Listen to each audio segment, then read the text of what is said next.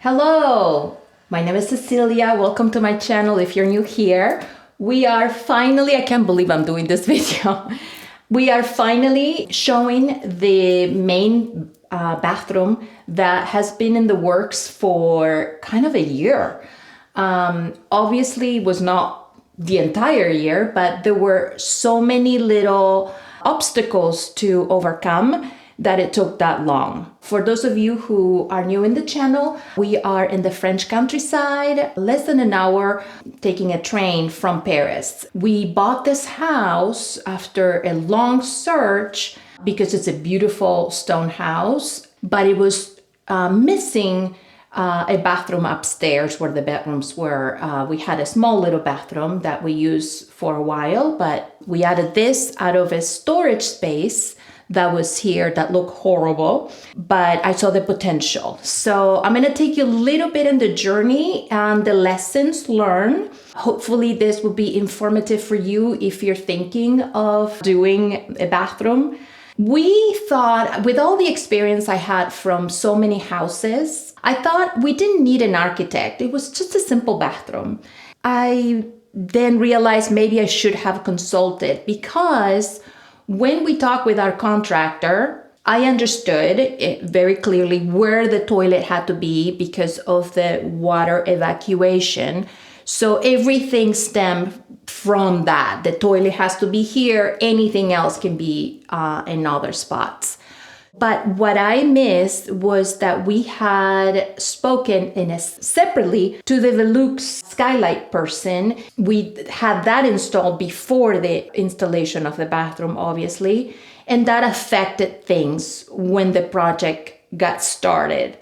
Part of the problem is there are no straight walls in the entire house, and even though you might measure something on a particular section, then somehow the wall is leaning and things don't align. Anyway, the large skylight that we installed here affected how big and how much to expand the wall for the toilet, and that created a domino effect of where the shower ended up. Unfortunately, I ended up with this little nook that I wasn't prepared to have. It wasn't in my head and my design. I was supposed to have a much larger space to put a different piece of furniture for storage. So we ended up adapting. Then we had to deal with the fact that the shower, when I bought the glass doors, I follow instructions from the contractor in which, was supposed to be certain measurement, which it was. But when he went to install them, they didn't fit. Now, he said that they were not standard, and I don't know. Long story short is that we ended up having to create a new panel to attach to the door that was a different size so that they could fit. And that was a 4-month delay alone because we wanted to order those from the same manufacturer, and they took forever because we're in France.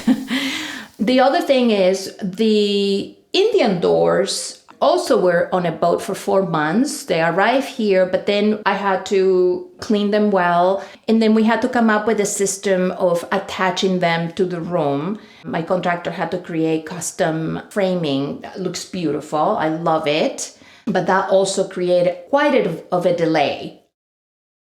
You're also seeing right now the counter, and that also took forever to arrive. So when they were doing all the piping and the electrical, we were guessing the location of things because the instructions on where the sinks were not quite clear. So we got lucky that it was pretty good, but nothing is perfectly aligned, which is fine. This is how this house is. I think it turned out great. It was very important to have plenty of room. Josh and I like to, no bump into each other. And that's another reason why you might see that this bathroom doesn't have a bathtub. Originally, I was going to do a full-on bathtub and everything. And then when I started adding all the cost of all the plumbing and the hardware and everything for a bathtub that we probably use once a year was not worth it to me. And to us, it's very important to have plenty of space to move and to, to relax. Is the first thing we see in the morning. We like how it turned out. It's actually a very comfortable, delightful space to be in. The original floors in this space were really ugly because they were stained very orange and they were with a lot of water damage, stains, and I didn't want to have to replace the floors. Not only that would be silly because they were still in decent condition. I mean, these are vintage floors and they were beautiful. I just needed to reinvent them because the floors were oriented in the way they were. When we installed the shower, we could not run the piping underneath because I would have to have removed the entire floors. So the shower is a little bit of a step up so that the plumbing can go underneath and behind the wall. So I like how it turned out. I really think it goes with the house really well. It felt creative and it doesn't look brand new, which is something I always try to avoid. I ended up having to put the armoire in a different corner because of the specific measurements. I was having trouble finding something that was in coordinates to the aesthetics. So I ended up having to buy a modern armoire and then converting it into like a vintage style by doing my chalk paint. And there's a video about that. I really like how it turned out, and it was one of my favorite projects always is to reinvent furniture.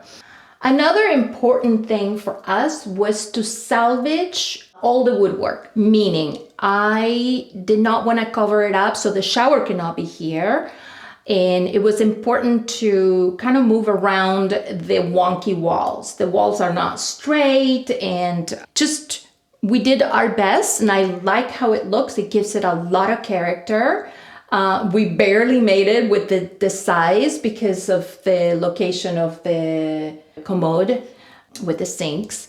Then again, I had my favorite vendor for rugs make me another rug that I think it looks great. It picks up the same colors. I have these neutrals playing with each other and it gives it a lot of texture. It looks great with the floors. It picks up on the colors from the tiles from the shower. One thing the French love is these towel warmers, and my contractor kept insisting, no, you have to install that because it really helps with the humidity in the bathroom. So I found this gold towel warmer that to me is a little overkill, but let me say, in winter, this bathroom is toasty and we kind of like it. Finally, I wanted to do a little bit of personalized detailing. I wasn't sure how to approach the Indian doors I installed. They're both different height, and that's how it goes. When you buy special pieces, architectural pieces, you do your best on making it all tied together. Because the doors going to the dressing room are a little bit shorter, and because the shower was a little bit higher, I ended up having to create the upper part into a meaningful kind of tying it all together. And I used the chandelier as an inspiration and the French flair. And then I wanted to give it this very personalized detail, so I incorporated something that I've been super obsessed about, which is these hummingbird moth that we have in our property. I absolutely love them. They show up every afternoon right in front of my kitchen window. They are just delightful. So I created this design. I looked up on the internet for swirls, and I didn't want to make it colorful because it's already a lot going on. So I used the gold that, again, it goes throughout the bathroom, the gold paint, and brown marker. And I think it turned out great.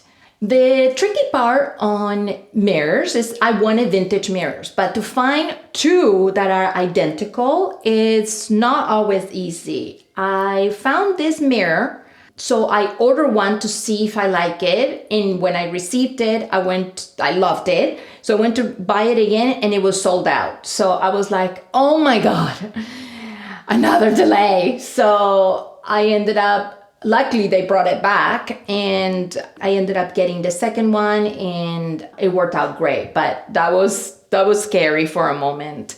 The chandelier is, I think, one of my favorite chandeliers. It is, I love it. I absolutely love it. Love the color, love the design.